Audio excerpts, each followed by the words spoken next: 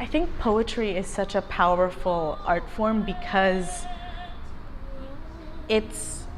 you require so little to be able to do it. Especially when we're thinking about spoken word, like you don't even need to write it down. So even if a story is being told that you don't necessarily relate to or have not experienced yourself, you feel like you've been let into the poet's like inner being in a way. And so that's why I feel like poetry is so powerful.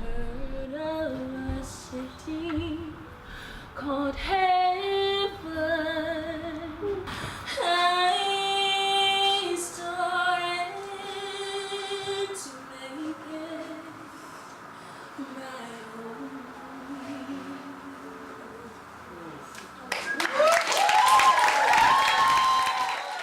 My name is Chris Aldana. I am the founder and the host of Luya.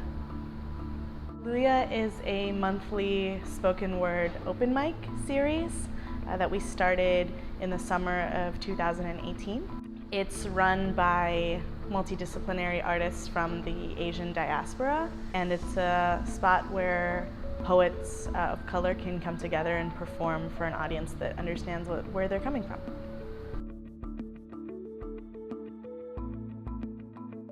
Before Cara Delevingne invented thick eyebrows, mine were a suburban hazard. My name is Jessica Mascareñas, aka Gertrude, as known at Luya. So I'm doing a poem about my unibrow today because when I was growing up, thick eyebrows were not cool. They were not trendy. People draw on their eyebrows, but it's like it comes with the skin, it comes with the culture. You can't not recognize that. It's also about immigration, about separating something that used to be one thing that you're born with, that you have no control over, and letting the outside world tell you that it needs to be separated. And I use that as a segue to talk about immigration and talk about what has happened in my country. Still, when I was 12, I held a razor to my forehead, partitioned my unibrow, teased and tweezered it into extinction, exposed the cultural gap instead of saving it. Now, I see my brows painted on faces everywhere I look, people filling in lines for me, where I left my identity blank, glued on eyelashes trying to make their own wishes with my fallen ones.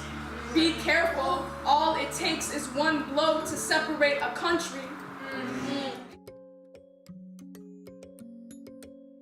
When I started Luya, I knew that I wanted it to be for people of color, specifically. There is such a huge diversity in the kind of stories you can hear, just because Asia is huge. It's not a monolith. You know, Asia is from Central Asia all the way up to East Asia, right? So that's inclusive of like Sri Lanka and Bangladesh and Laos and Cambodia and Japan and Korea. And then also when you think of all of the Pacific Islander cultures, that culture is so broad and so diverse. And I think in the wider media gets flattened. And so I want Luya to be a place where you can tell that story of your people, your history, your culture, your day-to-day life, and not feel like you have to translate or explain it constantly.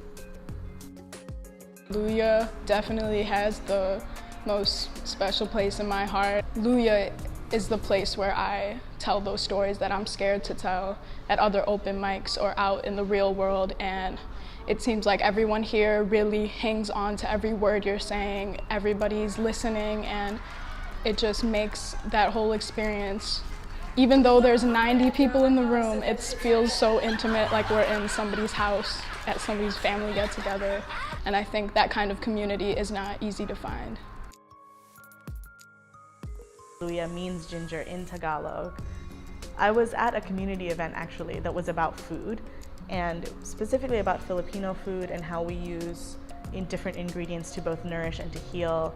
And there was the word for ginger, which is Luya, was like written on a piece of like butcher paper that was on a wall that people were writing responses to, and I was like, that's it, that's the name. Because it is like a common ingredient in so many cultures across all different types of diasporas. And not only is it used in all of our food, which is very central to many Asian and immigrant and like just minority cultures in general, but it also has healing properties. Poetry is something that can often be used to help you heal, and that's kind of the vibe that I wanted to create for the space.